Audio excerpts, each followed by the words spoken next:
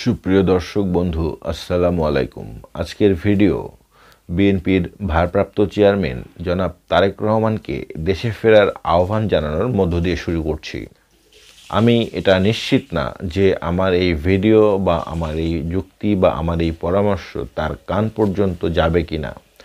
যদি নাও যায় তারপরেও আমার নিজের জায়গা থেকে একজন গণমাধ্যম কর্মী হিসেবে যতটুকু আন্ডারস্ট্যান্ডিং রয়েছে দেশের কল্যাণের স্বার্থে সেটুকু শেয়ার করা জরুরি বলে মনে করছি।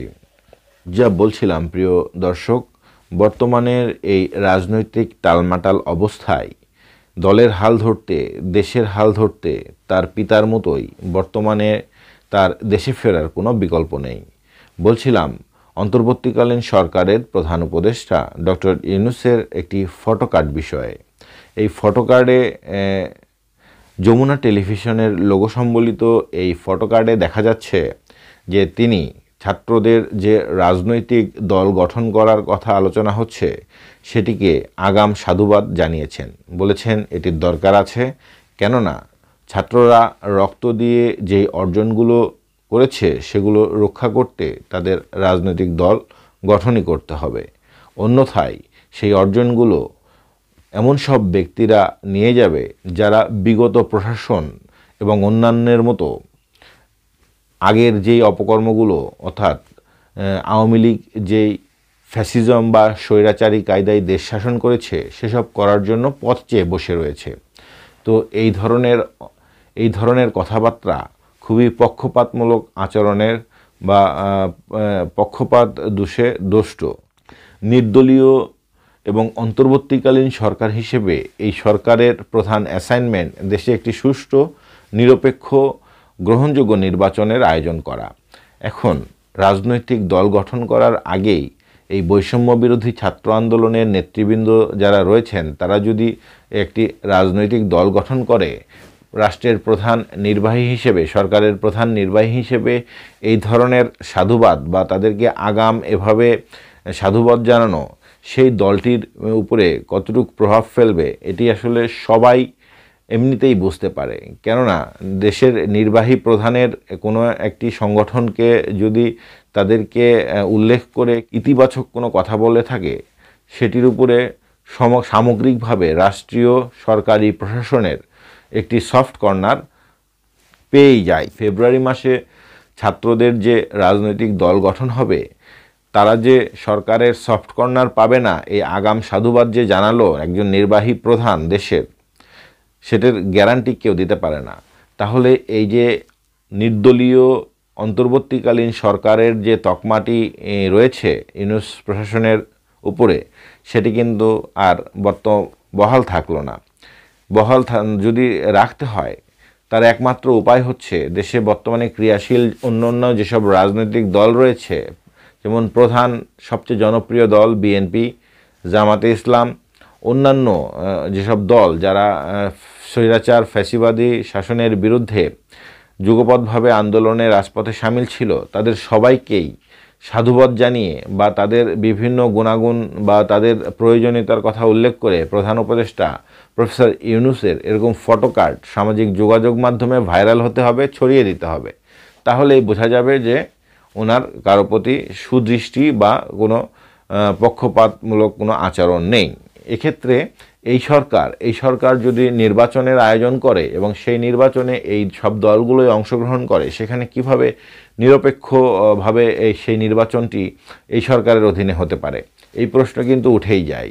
দ্বিতীয় যেই কথা বলছিলাম যে বৈষম্য বিরোধী ছাত্র আন্দোলন যেই ব্যানারে আন্দোলন হলো বাংলাদেশে এবং শেখ হাসিনা পালাতে বাধ্য হলো এবং পরবর্তীতে দেশের এই টালমাটাল অবস্থা এবং বর্তমান পর্যায়ে এসে এই যে মাস্টার মাইন্ড এই আন্দোলন, জুলাই আন্দোলন বা জুলাই গণ অভ্যুত্থানের master mind doctor Mahfuz Alam, আইনের শিক্ষার্থী, ঢাকা বিশ্ববিদ্যালয়ে, সে দপ্তরবিহীন উপদেষ্টার দায়িত্বেও রয়েছেন।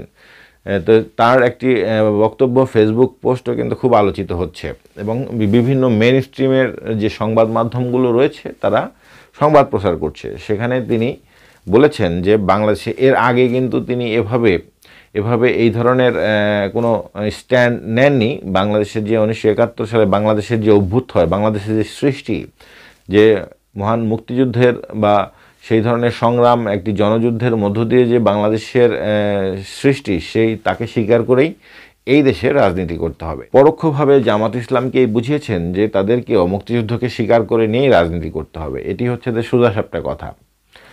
এই যে তাদের যে মধ্যপন্থা, তারা যে রাজনৈতিক দল গঠন করতে যাচ্ছে, বা তাদের যে অন্যান্য যে আদর্শিক বা যে দর্শন রাজনৈতিক দলটির হবে, আগে থেকেই প্রচার করা হচ্ছে যে মধ্যপন্থা বা মুক্তিযুদ্ধকে স্বীকার করে নেওয়া। এসব কিন্তু এখন আমার কাছে খোলা দৃষ্টিতে তেমনটা মনে হয় না। কেননা এই ছাত্ররা যারা এই অভ্যুত্থানটি ঘটালো, যাদের ব্যানারে, তারা ঘটায়নি। এখানে সব ধরনের রাজনৈতিক দলের সক্রিয় অংশগ্রহণ ছিল। জুলাই মাসের 18 তারিখ থেকে এই 5 আগস্ট পর্যন্ত, শেখ হাসিনার পতনের আগ পর্যন্ত সব দলেরই অংশগ্রহণ ছিল। তো সেই ছাত্রদের ব্যানারে এবং তাদের যে আশকারা, সেই আশকারায় বাংলাদেশের যে এই গত 6 মাসের যে শাসন, সেখানে দেখা যাচ্ছে যে বাংলাদেশের যে শাসন ব্যবস্থা বা সামাজিক ব্যবস্থায় অভূতপূর্ব পরিবর্তন দেখা যাচ্ছে। সেখানে কি দেখা যাচ্ছে? প্রথমত যদি শুরু করি, কয়েকটা উদাহরণ দেওয়া যেতে পারে। যেমন মাজার মন্দিরে নির্বিচারে হামলা হয়েছে, পথে ঘাটে নারীদের শ্লীলতাহানি করা হয়েছে, এই সর্বশেষ নারী ফুটবল টুর্নামেন্টে খুবই জঙ্গি স্টাইলে হামলা হয়েছে। এছাড়া নানা বিতর্কিত কর্মকাণ্ড কিন্তু হয়েছে। এছাড়া এই ছাত্রদের আশকারায় পক্ষপাতমূলক আচরণ রয়েছে বাংলাদেশ জামাত ইসলামের প্রতি, এবং সেই সুযোগে জামাত ইসলাম প্রশাসনের রন্ধে রন্ধে বা ভালো যেসব নির্বাহী যেসব জায়গা রয়েছে, সেখান থেকে কিন্তু রাষ্ট্র পরিচালনার সুযোগ মানে অলিখিতভাবে পেয়েই বসে আছে। বিভিন্ন সেলিব্রিটিরা, বিশেষ করে নারী সেলিব্রিটি বা নায়িকারা বিভিন্ন অনুষ্ঠানে যাচ্ছেন, সেখানে বাধা প্রতিবন্ধকতার কিন্তু মানে সৃষ্টি হচ্ছে। এছাড়া আরও ভুরি উদাহরণ দেওয়া যাবে, যেখানে বাংলাদেশের যে সুষ্ঠু সামাজিক যে ধারা, সেই ধারা কিন্তু ব্যাপক হারে ব্যাহত হয়েছে এই বিগত কয়েক মাসে। এই কয়েক মাসে এখন এই শেষ সময় এসে যখন তারা মধ্যপন্থা বা মুক্তিযুদ্ধকে স্বীকার করে নেওয়া কথা বলে, তখন আসলে সেটা ধোপে কতটুকু টিকে সেটি আপনারাই বিচার করবেন। তো সব কিছু বিচার বিবেচনা করে এই যে প্রথমে যে বললাম, প্রধান উপদেষ্টা ডক্টর মোহাম্মদ ইউনূস পক্ষপাতমূলক আচরণ করেই ফেলেছেন এই জেনজিদের যে নতুন হুবু রাজনৈতিক দল, তার প্রতি। তো সেখানে আমি বিএনপির ভারপ্রাপ্ত চেয়ারম্যান তারেক রহমানকে কিন্তু দেশে আসার কথাই বলছি। কেননা এখানেও কিন্তু প্রত্যক্ষভাবে ডক্টর ইউনূস সেই অন্যান্যদের মতো বুঝিয়েছেন। এখানে বোঝাই যাচ্ছে যে কাদেরকে বুঝিয়েছেন। এখানে বিএনপি দীর্ঘদিন ক্ষমতার বাইরে, এবং তারা ক্ষমতার জন্য বা সুষ্ঠু নিরপেক্ষ সরকারের অধীনে নির্বাচনের জন্য আন্দোলনে এখনও কিন্তু রাজপথেই রয়েছেন। এখনও তাদের আন্দোলন কিন্তু শেষ হয়ে যায় নাই। এর মধ্যেই এই সব পরিবর্তন হয়েছে। সেই কারণে এখন সময়ের কাজ সময়ে না করলে অসময়ের এটা কিন্তু হবে না, কারণ সময় গেলে সাধন কখনোই হয় না। তো আমার এই মেসেজ বা বার্তাটি কতদূর পর্যন্ত যাবে আমি জানি না, কিন্তু আমার যা মনে হলো, এই যে সব কিছু বিচার বিশ্লেষণ করে সেটি আপনাদের সাথে শেয়ার করলাম। দ্বিমত থাকলে কমেন্টে জানাতে পারেন, ভালো লাগলে একটি লাইক দিতে পারেন, আমার চ্যানেলটিকে সাবস্ক্রাইবও করতে পারেন। আজকে বিদায় নিচ্ছি, আবার দেখা হবে অন্য কোনো বিষয়ে অন্য কোনো দিনে। ধন্যবাদ।